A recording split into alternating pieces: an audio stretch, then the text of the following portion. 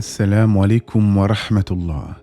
Parmi les signes de la fin des temps, il est rapporté dans les textes islamiques qu'il sera de plus en plus difficile de pratiquer sa religion.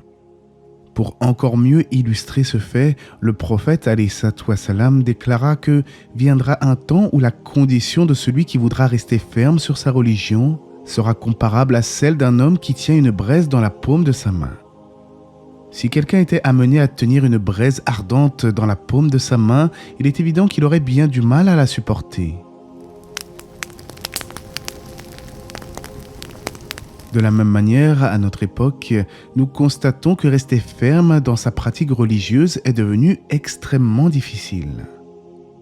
La première réaction que pourraient avoir certains musulmans est de dire « de toute façon, c'est l'Occident qui nous a pervertis » ou bien « c'est à cause de cette terre de coffre ». Néanmoins, je ne pense pas qu'il faille rejeter la fraude sur autrui, car il est évident que les pays qui ne suivent pas l'islam n'agissent pas de la même manière que les croyants. En effet, il est facile de dire « le monde est mauvais » ou bien « la société est corrompue », mais ce que nous avons tendance à oublier, c'est que le véritable changement commence en nous. Il serait donc plus juste de chercher notre propre réforme, car comme Allah le dit dans son noble livre, en vérité, Allah ne modifie pas l'état d'un peuple tant qu'il ne modifie pas ce qui est en eux-mêmes. Nous déduisons de ce verset que la réussite de cette communauté musulmane ne pourra se réaliser que si les individus qui en font partie se réforment eux-mêmes. Or, qui peut prétendre aujourd'hui que les musulmans suivent scrupuleusement leur religion ? Au contraire, beaucoup d'entre nous sont malheureusement négligents envers leur spiritualité. Pire encore, certains se livrent à des pratiques étranges au nom de l'islam, des pratiques qui n'ont en réalité aucun fondement dans les textes authentiques. Face à un tel constat, une question se pose alors. Combien de temps encore allons-nous rester plongés dans cette insouciance qui nous gangrène, dans cette inactivité spirituelle, alors que la fin est proche ? Sommes-nous satisfaits d'être devenus des gens nombreux mais faibles ? En effet, ce n'est pas le nombre qui compte véritablement, mais bel et bien la force de la conviction. Aujourd'hui, nous sommes statistiquement à peu près 2 milliards de musulmans, mais nous sommes néanmoins dispersés et divisés, sans véritable poids ni unité. Le prophète alayhi salatu wassalam a dit en ce sens « Il viendra un temps où les nations se rassembleront contre vous, comme les convives se rassemblent autour d'un plat. » Les compagnons étonnés demandèrent au prophète « Est-ce parce que nous serons peu nombreux ce jour-là, ô messager d'Allah ?» Il répondit alayhi salatu wassalam « Non, bien au contraire, vous serez nombreux ce jour-là, mais vous serez comme l'écume qui flotte à la surface du torrent. Allah ôtera la crainte que vos ennemis ont de vous de leur poitrine, et il mettra dans les vôtres al-wahn. » On demanda « Qu'est-ce que al-wahn, ô messager d'Allah ?» Il répondit alayhi salatu wassalam « L'amour de la vie d'ici-bas et la crainte de la mort. » Je tiens à préciser tout de même que l'islam n'interdit pas le fait de partager de bons moments en famille, ni d'avoir quelques loisirs licites. En vérité, la religion ne condamne pas la joie ou le repos tant qu'il reste dans les limites du raisonnable. Cependant, le Coran nous rappelle toujours à l'essentiel. Ô vous les hommes, vous n'êtes ici que pour peu de temps, un temps si fugace qu'on pourrait le comparer au clignement d'un œil. Ainsi, il est de notre devoir de nous munir de provisions nécessaires pour ce court voyage qui nous mène vers l'au-delà. Comme cela est mentionné dans les hadiths du prophète alayhi salatu wassalam, nous ne sommes que des voyageurs en ce monde. Nous sommes de passage durant un séjour éphémère. Et comme pour tout voyage, il est essentiel de se préparer en prenant les bonnes provisions.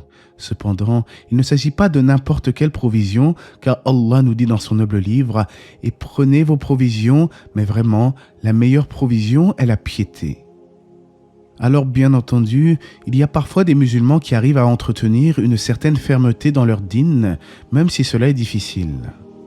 Mais malheureusement, ceux qui sont attachés à leur religion sont bien souvent marginalisés, voire moqués par les autres. On entend parfois des propos du style « Arrête un peu avec ta religion, tu n'as qu'une vie, profites-en ».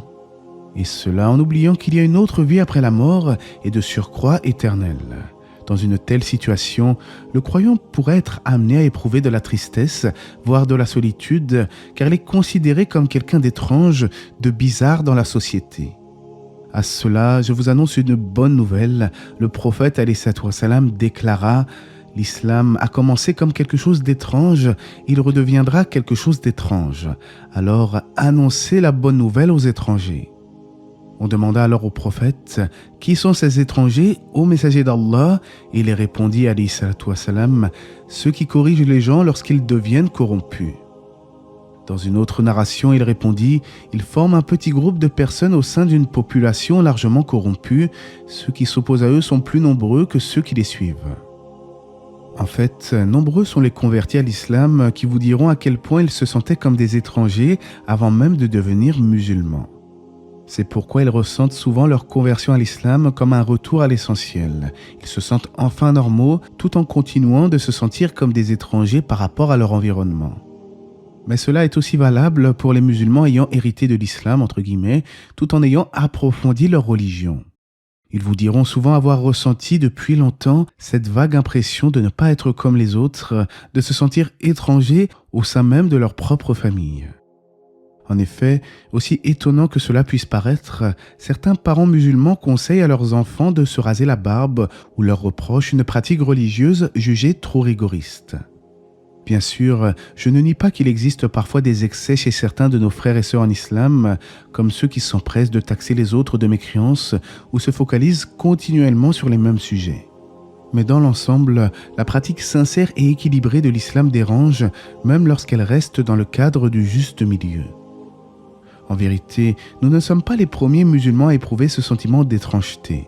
Il est plus que probable que les premiers musulmans à la Mecque observaient leurs frères et sœurs, voire leurs parents et leurs amis, en se demandant comment se fait-il qu'ils ne parviennent pas à voir la vérité ni à reconnaître que Mohammed est le messager d'Allah. Découvrir et accepter la vérité est une grâce inestimable, mais cela n'efface pas toujours ce sentiment d'être étrange aux yeux des gens. Mais ce sentiment, loin d'être un mal, peut parfois être une source de force et de lucidité. L'érudit musulman Ibn al-Qayyim disait à ce sujet, « Les musulmans sont des étrangers au sein de l'humanité et les véritables croyants sont des étrangers parmi les musulmans, et les érudits sont des étrangers parmi les véritables croyants. Et ceux qui suivent la sunna et qui abandonnent toute forme d'innovation sont des étrangers. » Cette étrangeté que nous ressentons fut également ressentie par les prophètes et messagers d'Allah. Le prophète Noé, par exemple, prêcha la parole d'Allah sans relâche à son peuple durant plus de 950 ans, tout en suscitant la moquerie et le mépris. Le dernier prophète pour l'humanité, Mohammed ibn Abdillah, sallallahu alayhi wa sallam, était considéré comme Al-Amin, le digne de confiance au sein de son peuple. Mais lorsqu'il les appela à n'adorer qu'Allah, seul et sans associé, ils se dirent entre eux, « Voilà qui est bien étrange. Ce qu'il dit est vraiment étrange. » Cependant, ce sentiment d'étrangeté ou le fait d'être une petite minorité à suivre la voie droite ne signifie pas pour autant que nous sommes dans l'erreur. En effet, comme vous le savez sûrement, la majorité n'a jamais été synonyme de vérité et Allah nous dit dans son noble livre « Et si tu obéis à la majorité de ceux qui sont sur terre, ils t'égareront du sentier d'Allah. » Finalement, le sentiment d'étrangeté ressenti par beaucoup de croyants est habituellement une bonne chose car elle confirme l'amour que l'on peut porter pour Allah et son messager. Mais attention, ne nous y trompons pas, le prophète n'était pas insensible aux soucis et aux épreuves que nous traversons aujourd'hui. Il comprenait profondément la douleur de ceux qui viendront après lui, vivant dans un monde où rester ferme dans sa foi est comme tenir une braise dans la paume de sa main. Un jour, alors qu'il était avec ses compagnons, le prophète alayhi salatu wassalam se mit à pleurer. Ses compagnons, surpris, lui demandèrent ce qui provoquait ces larmes et il répondit « J'aimerais tant voir mes frères. » Et les compagnons de répondre « Ne sommes-nous pas tes frères, ya Rasulallah, ô messager d'Allah ?» Et il répondit alayhi salatu wassalam « Vous êtes mes compagnons, mes frères sont ceux qui viendront après moi, qui croiront en moi sans m'avoir jamais vu. » Subhanallah, le prophète pensait à nous et s'inquiétait pour nous bien avant notre naissance. Il savait que sa communauté subirait de grandes épreuves après sa mort, chaque génération étant plus complexe que la précédente. C'est pourquoi, même si cela peut paraître difficile, nous devons toujours aspirer à rester fermes sur notre religion.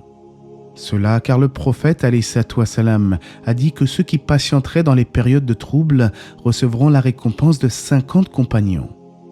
Il dit à ce sujet, alayhi salatu wassalam, « Quiconque à ce moment-là sera capable d'avoir cette patience recevra la récompense de 50 personnes de ceux qui agissent de la même manière que vous. » On lui demanda alors, « Ô messager d'Allah, la récompense de 50 d'entre eux ?»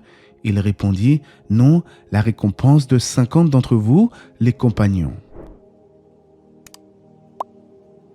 En définitive, quelle que soit l'époque ou les épreuves que les musulmans traversent, il est de notre devoir de ne pas perdre espoir, mais de plutôt faire preuve d'une belle patience, sans jamais négliger notre foi.